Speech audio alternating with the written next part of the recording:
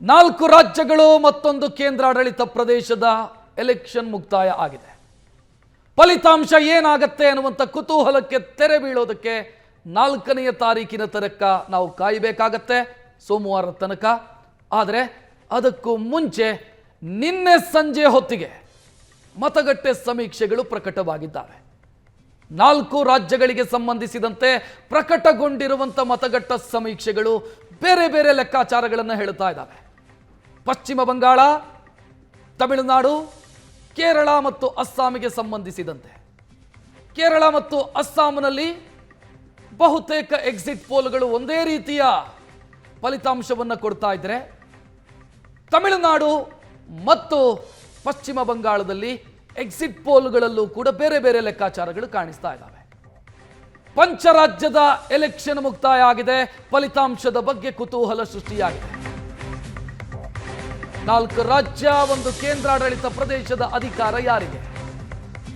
ಬದಲಾವಣೆ ಬಯಸಿದ್ರೆ ಮತದಾರ ಯಾರ ಪರವಾಗಿ ಆತನ ಮನ ಮಿಡಿದಿದೆ?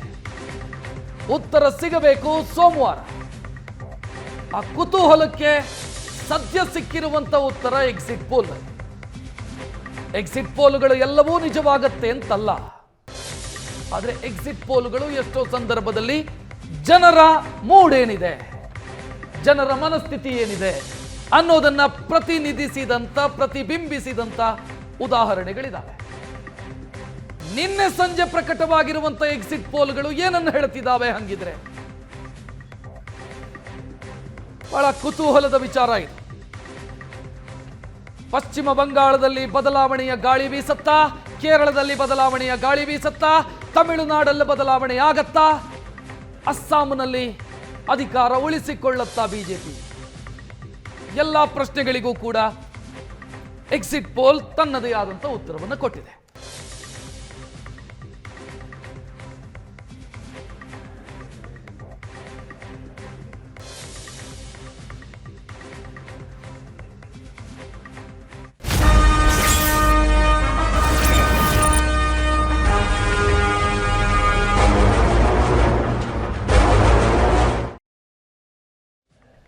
ಈ 4 ರಾಜ್ಯಗಳ ಪೈಕಿ ಅತ್ಯಂತ ಹೆಚ್ಚು ಪೈಪೋಟಿ, ಜಿದ್ದಾಜಿದ್ದಿ, ನಾನಾ ನೀನಾ ಅನ್ನುವಂಥ ಸ್ಪರ್ಧೆ ಕಂಡು ಬಂದಿದ್ದು ಪಶ್ಚಿಮ ಬಂಗಾಳದಲ್ಲಿ. ಪಶ್ಚಿಮ ಬಂಗಾಳದ ಎಕ್ಸಿಟ್ ಪೋಲ್ಗಳು ಹೇಳ್ತಾ ಇದ್ದಾವೆ, ಕೆಲ ಎಕ್ಸಿಟ್ ಪೋಲ್ಗಳು ಹೇಳುತ್ತೆ ಬಿಜೆಪಿ ಅಧಿಕಾರಕ್ಕೆ ಏರುತ್ತೆ ಅಂತ. ಕೆಲವು ಹೇಳುತ್ತೆ ಮಮತಾ ಬ್ಯಾನರ್ಜಿ 4ನೇ ಬಾರಿ ಮುಖ್ಯಮಂತ್ರಿ ಆಗೋದನ್ನು ತಪ್ಪಿಸೋದಕ್ಕೆ ಸಾಧ್ಯ ಇಲ್ಲ. ಬದಲಾವಣೆಯ ಸಾಧ್ಯತೆಯ ಬಗ್ಗೆ ಒಂದಿಷ್ಟು ಎಕ್ಸಿಟ್ ಪೋಲ್ಗಳು, ಬದಲಾವಣೆ ಇಲ್ಲ, ಬಿಜೆಪಿ ತನ್ನ ಪರ್ಫಾರ್ಮೆನ್ಸ್ ಅನ್ನು ಕಳೆದ ಬಾರಿ ಕಂಪೇರ್ ಮಾಡಿದರೆ ಹೆಚ್ಚಿಸಿಕೊಳ್ಳುತ್ತೆ ಅಷ್ಟೇ, ಒಂದು ಪ್ರಬಲ ವಿಪಕ್ಷವಾಗುತ್ತೆ, ಅದರ ಆಚೆಗೆ ಏನೂ ಇಲ್ಲ, ಬದಲಾವಣೆ ಇಲ್ಲ ಅನ್ನುವಂಥ ಎಕ್ಸಿಟ್ ಪೋಲ್ಗಳು ಇದ್ದಾವೆ. ಸಾಕಷ್ಟು ಕುತೂಹಲ ಮತ್ತು ಕನ್ಫ್ಯೂಷನ್ಗೆ ಕಾರಣ ಆಗ್ತಾ ಇದೆ ಈ ಎಕ್ಸಿಟ್ ಪೋಲ್. ಒಂದೊಂದು ಸಂಸ್ಥೆಯ ಎಕ್ಸಿಟ್ ಪೋಲ್ ಒಂದೊಂದು ರೀತಿಯಲ್ಲಿದೆ. ಬೇರೆ ರಾಜ್ಯಗಳಿಗೆ ಕಂಪೇರ್ ಮಾಡಿದರೆ ಪಶ್ಚಿಮ ಬಂಗಾಳದ ಎಕ್ಸಿಟ್ ಪೋಲ್ಗಳು ಇರುವಂತ ಕನ್ಫ್ಯೂಷನ್ ಅನ್ನು ಇನ್ನಷ್ಟು ಜಾಸ್ತಿ ಮಾಡಿದೆ. ಗ್ರೌಂಡ್ ಅಲ್ಲಿ ಏನಾಗ್ತಿದೆ ಅಂತ ನಮ್ಮ ಪತ್ರಕರ್ತರು ಹೋದಂತ ಸಂದರ್ಭದಲ್ಲಿ, ಕರ್ನಾಟಕದ ಪತ್ರಕರ್ತರು ಹೋದಂತ ಸಂದರ್ಭದಲ್ಲಿ ಪ್ರೆಡಿಕ್ಟ್ ಮಾಡೋದಕ್ಕಾಗ್ತಾ ಇಲ್ಲ. ಬಹಳ ಟಫ್ ಇದೆ ಪಶ್ಚಿಮ ಬಂಗಾಳ. ಅಲ್ಲಿನ ಜನ ಮಾತನಾಡೋದಕ್ಕೆ ರೆಡಿ ಇಲ್ಲ, ಓಪನ್ ಅಪ್ ಆಗಲ್ಲ. ಜನರ ಮನಸ್ಸಲ್ಲಿ ಏನಿದೆ, ಅಂಡರ್ ಕರೆಂಟ್ ಏನಿದೆ, ಇದನ್ನು ತಿಳ್ಕೊಳ್ಳೋದಕ್ಕೆ ಕಷ್ಟ ಆಗ್ತಿದೆ. ಅಥವಾ ನಮ್ಮ ಕರ್ನಾಟಕದ ಪತ್ರಕರ್ತರು ಪಶ್ಚಿಮ ಬಂಗಾಳದ ವರದಿಗಾಗಿ ಹೋದಂತ ಸಂದರ್ಭದಲ್ಲಿ ಹೇಳಿದರು.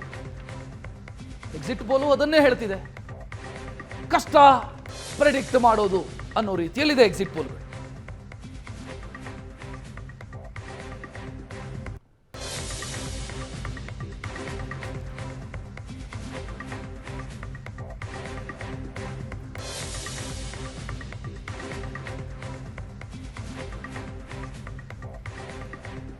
ಪಶ್ಚಿಮ ಬಂಗಾಳದ ಎಕ್ಸಿಟ್ ಪೋಲ್ಗಳು ಹೇಳುತ್ತಾ ಇರೋದೇನು ನೋಡ್ತಾ ಇದ್ದೀರಿ. ಜನಮತ್ ಪೋಲ್ಸ್ ಹೇಳುತ್ತೆ ಬಿಜೆಪಿ 80ರಿಂದ 90 ಅಂತ, ಈಗಿರೋದು 77. 80ರಿಂದ 90 ಕ್ಷೇತ್ರಗಳಿಗೆ ಬಿಜೆಪಿ ಸೀಮಿತವಾಗಬಹುದು. ಟಿಎಂಸಿ 215 ಇದ್ರೆ 195ರಿಂದ 205ಕ್ಕಷ್ಟೇ ಸೀಮಿತ. ಕಾಂಗ್ರೆಸ್ 0 ಇದೆ, 1ರಿಂದ 3 ಸೀಟ್ಗಳನ್ನು ಗೆಲ್ಲಬಹುದು ಅಂತ. ಅದನ್ನ ಬಿಟ್ಟರೆ ಸಿಪಿಐಎಂ 1 ಸೀಟಿಗೆ ಅಷ್ಟೇ ಸೀಮಿತವಾಗಬಹುದು ಅಂತ ಹೇಳ್ತಾ ಇರೋದು ಜನಮತ್ ಪೋಲ್ಸ್.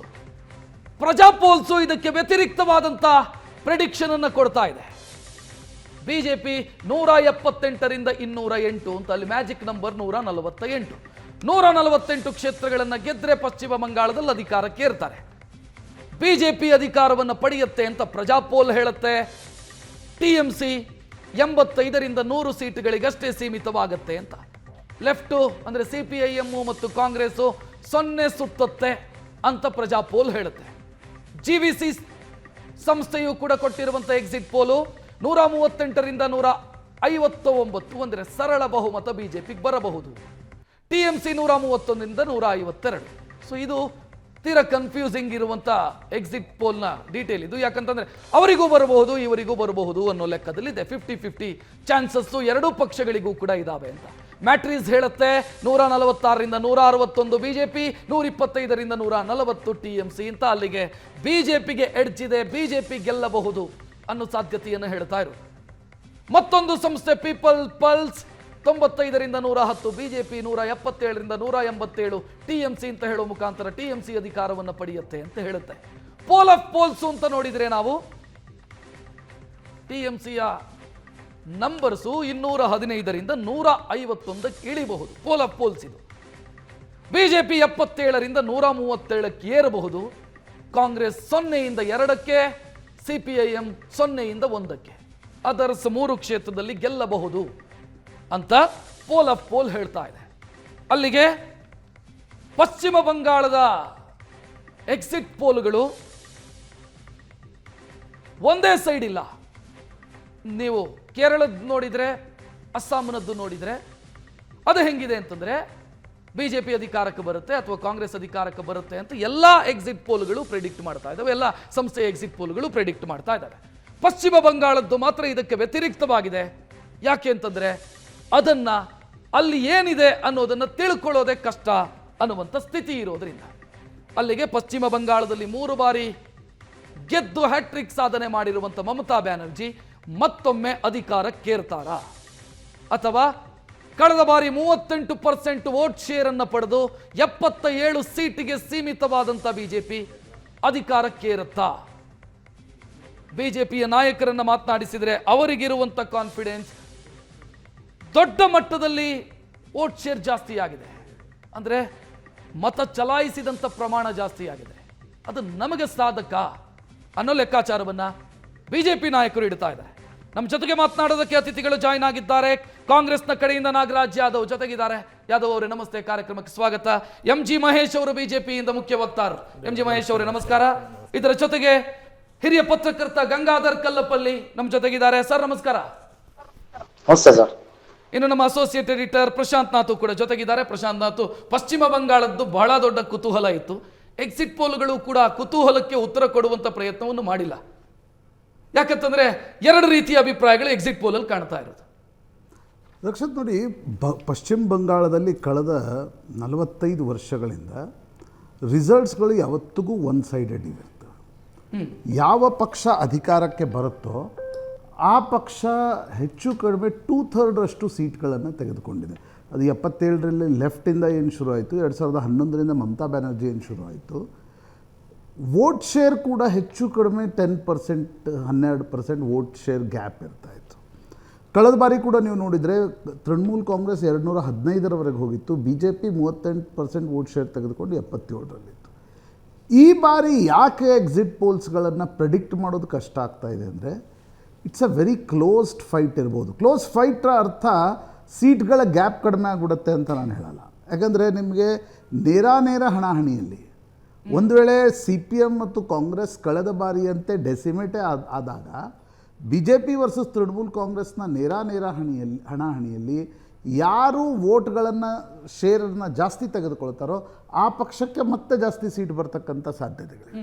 ಬಟ್ ಇಲ್ಲಿ ಏನಾಗಿದೆ ಈ ಸಲ ಅಂತಂದರೆ, ಒಂದು ನಿನ್ನೆ ಆಕ್ಸಿಸ್ ಮೈ ಇಂಡಿಯಾದ ಪ್ರದೀಪ್ ಗುಪ್ತಾ ನಿನ್ನೆ ಯಾಕೆ ಎಕ್ಸಿಟ್ ಪೋಲ್ ಕೊಡಲ್ಲ ಅಂತಂದರೆ, ನಮಗೆ ಫಸ್ಟ್ ರೌಂಡಲ್ಲೂ ಸೆಕೆಂಡ್ ರೌಂಡಲ್ಲೂ ಜನ ರೆಸ್ಪಾಂಡ್ ಮಾಡ್ತಾ ಇಲ್ಲ, ಜನ ಹೊರಗಡೆ ಬಂದು ನೇರವಾಗಿ ಮಾತಾಡ್ತಾ ಇಲ್ಲ. ಅದೊಂದು ಕಾರಣ. ಎರಡನೇ ಕಾರಣ, ನಿಮ್ಮ ವೋಟ್ ಶೇರ್ನ ಗ್ಯಾಪ್ ಕ್ಲೋಸ್ ಆಗ್ತಾ ಹೋದಂತೆ ನೀವು ಸೀಟ್ಗಳನ್ನು ಯಾರು ಹೆಚ್ಚು ಗೆಲ್ತಾರೆ ಅಂತಕ್ಕಂಥದ್ದು ಪ್ರೆಡಿಕ್ಟ್ ಮಾಡೋದು ಸೀಟ್ ಬೈ ಸೀಟ್ ಕಷ್ಟ ಆಗ್ತಾ ಹೋಗುತ್ತೆ. ನಿಮಗೆ ವೋಟ್ ಶೇರ್ನ ಗ್ಯಾಪ್ ಜಾಸ್ತಿ ಇದ್ದಾಗ ನೀವು ±3%, 4% ಅನ್ನುವ ರೀತಿಯಲ್ಲಿ ನೀವು ಅದನ್ನು ಒಂದು ನಿರ್ಣಯಕ್ಕೆ ಬರ್ಬೋದು, ನಿಷ್ಕರ್ಷಕ್ಕೆ ಬರ್ಬೋದು. ಆದರೆ ಇಲ್ಲಿ ಅದು ಸಾಧ್ಯ ಆಗ್ತಾ ಇಲ್ಲ. ಕಳೆದ ಬಾರಿಯ ತೃಣಮೂಲ್ ಕಾಂಗ್ರೆಸ್ ಮತ್ತು BJPಯ ವೋಟ್ ಗ್ಯಾಪ್ ಏನಿದೆ ಅದು 10% ಇತ್ತು ಕಳೆದ ಬಾರಿ. SIRನ ಕಾರಣದಿಂದಾಗಿ ಸುಮಾರು 90 ಲಕ್ಷದಷ್ಟು ವೋಟ್ ಡಿಲೀಟ್ ಆದವು. ಅದರ ಅರ್ಥ ಏನು? ಹೆಚ್ಚು ಕಡಿಮೆ 11% ಅಷ್ಟು ವೋಟ್ ಡಿಲೀಟ್ ಆಯಿತು. ಸೊ ಈಗ ಅದರಲ್ಲಿ ಆ ಡಿಲೀಟ್ ಆದ ವೋಟರ್ಗಳಲ್ಲಿ 70-30 ಉಂಟಾ, ಅದರ 70 ತೃಣಮೂಲ್, 30 BJP ಉಂಟಾ? ಕೆಲವರು ಹೇಳ್ತಾರೆ 61 ಲಕ್ಷ ಹಿಂದೂ ವೋಟ್ಗಳು ಹೋಗಿವೆ, BJPದು ವೋಟ್ ಹೋಗಿದೆ. ಬಟ್ ಎಷ್ಟು ವೋಟ್ ಎಲ್ಲಿ ಹೋಗಿದೆ ಅಂತಕ್ಕಂಥದ್ದನ್ನು ಪ್ರೆಡಿಕ್ಟ್ ಮಾಡೋಕ್ಕೆ ಸಾಧ್ಯ ಆಗ್ತಾ ಇಲ್ಲ. ಮುಸ್ಲಿಂ ಬಾಹುಳ್ಯ ಏರಿಯಾಗಳಲ್ಲಿ ನಿಮ್ಗೆ ಎಷ್ಟು ವೋಟ್ ಗ್ಯಾಪ್ ಇತ್ತೋ ಅಷ್ಟು SIRನಲ್ಲಿ ಡಿಲೀಟ್ ಆಗಿದೆ. ಅದೊಂದು ಪ್ರತ್ಯೇಕ ಡಿಬೇಟ್ ಬಿಟ್ಬಿಡಿ. ಅದು SIRನ ಡಿಬೇಟನ್ನು ನಾವು ಅನೇಕ ಬಾರಿ ಮಾಡಿದ್ದೀವಿ. ಈ ಪರಿಸ್ಥಿತಿಯಲ್ಲಿ 38ಇಂದ BJP 42-43ಕ್ಕೆ ಬಂದು ತೃಣಮೂಲ್ ಕಾಂಗ್ರೆಸ್ ಒಂದು 3-4% ವೋಟ್ ಕಡಿಮೆ ಆಯಿತು ಅಂದರೆ ನೀವು ಗೆಲ್ಲೋದು ಯಾರು ಅಂತಕ್ಕಂಥದ್ದನ್ನು ಕಂಡುಹಿಡಿಯೋದು ಕಷ್ಟ ಆಗುತ್ತೆ. ಮೇ ನಾಟ್ ಬಿ ಆ್ಯಕ್ಚುಯಲ್ ರಿಸಲ್ಟ್ಸ್ನಲ್ಲಿ ಸೀಟ್ಗಳು 140, 160 ಹಿಂಗೆ ಬರುತ್ತೆ ಅಂತ ನನಗೆ ಅನಿಸ್ತಾ ಇಲ್ಲ. ರಿಸಲ್ಟ್ಸ್ ಒನ್ ಸೈಡೇ ಹೋಗಬಹುದು. ಆದರೆ ಅದನ್ನು ಪ್ರೆಡಿಕ್ಟ್ ಮಾಡೋದು ಯಾಕೆ ಕಷ್ಟ ಆಗ್ತಾ ಇದೆ ಅಂದರೆ ಕಾನ್ಸ್ಟಿಟ್ಯೂನ್ಸಿ ವೈಸ್ ಅದು ಭಾಳ ಸ್ಲೋ, ಅಂದರೆ ಗ್ಯಾಪ್ ಲೋವರ್ ಆಗ್ತಾ ಹೋದಂತೆ ನೀವು ಪ್ರೆಡಿಕ್ಟ್ ಮಾಡೋದು ಗೆಲ್ಲೋದು ಯಾರು. ಫಿನಿಶ್ ರಿಸಲ್ಟ್ಗಳ ಸಂಖ್ಯೆ ಜಾಸ್ತಿ ಇರುತ್ತೆ ಈ ಬಾರಿ 294ರಲ್ಲಿ. ಅಂದರೆ photo finish in the sense ಅಂತಿಮ ಗಳಿಗೆಯಲ್ಲಿ ಎಷ್ಟು ಶಿಫ್ಟ್ ಆಗಿವೆ ಅಂತಕ್ಕಂಥದ್ದನ್ನು ಕಂಡುಹಿಡಿಯೋದು ಕಷ್ಟ ಆಗ್ತದೆ. ನಂಬರ್ 1. ನಂಬರ್ 2, ಮುಸ್ಲಿಂ ಬಾಹುಳ್ಯ ಸೀಟ್ಗಳಲ್ಲಿ BJPಯ ಪರ್ಫಾರ್ಮೆನ್ಸ್ ಏನಿರ್ಬೋದು SIR ಕಾರಣದಿಂದ ಅನ್ನೋದು ನಿಮಗೆ ಪ್ರೆಡಿಕ್ಟ್ ಮಾಡೋದು ಕಷ್ಟ ಆಗ್ತಾ ಇದೆ. 3ನೇದು ನನಗನ್ಸುತ್ತೆ ಅಲ್ಲಿ ವೋಟರ್ಗಳು ಬಹಿರಂಗ, ಈಗ ನಿನ್ನೆ ಯಾರೋ ಹೇಳ್ತಾ ಇದ್ರು ಅಲ್ಲಿ ಯಾವುದೋ ಒಂದು ಪಾರ್ಟಿಯ ಸಿಂಬಲ್ ಇರುತ್ತಲ್ಲ ಅದರ ಮೇಲೆ ಪರ್ಫ್ಯೂಮ್ ಹಾಕಿರ್ತಾರಂತೆ. ಅವ್ರು ಹೋಗಿ ಪರ್ಫ್ಯೂಮ್ ಒತ್ತಿದ ತಕ್ಷಣ ಹೊರಗಡೆ ಆ ಪರ್ಫ್ಯೂಮ್ ನಿಮ್ಮ ಬೆರಳಲ್ಲಿ ಕಾಣ್ತಂದ್ರೆ ದೆನ್ ಹಿಂಸಾಚಾರ ಶುರು ಆಗುತ್ತೆ. ಆ ಪರಿಸ್ಥಿತಿಯಲ್ಲಿ ನಿಮ್ಗೆ ಹೊರಗಡೆ ಬಂದು ಹೇಳೋರ ಸಂಖ್ಯೆನೂ ಕೂಡ ಪಶ್ಚಿಮ ಬಂಗಾಳ. ರಾಘವ್ ಶರ್ಮಾ ಜಾಯ್ನ್ ಆದರು, ಪಶ್ಚಿಮ ಬಂಗಾಳದ ಗ್ರೌಂಡ್ ರಿಪೋರ್ಟ್ ಮಾಡಿದ್ರು. ಹಿರಿಯ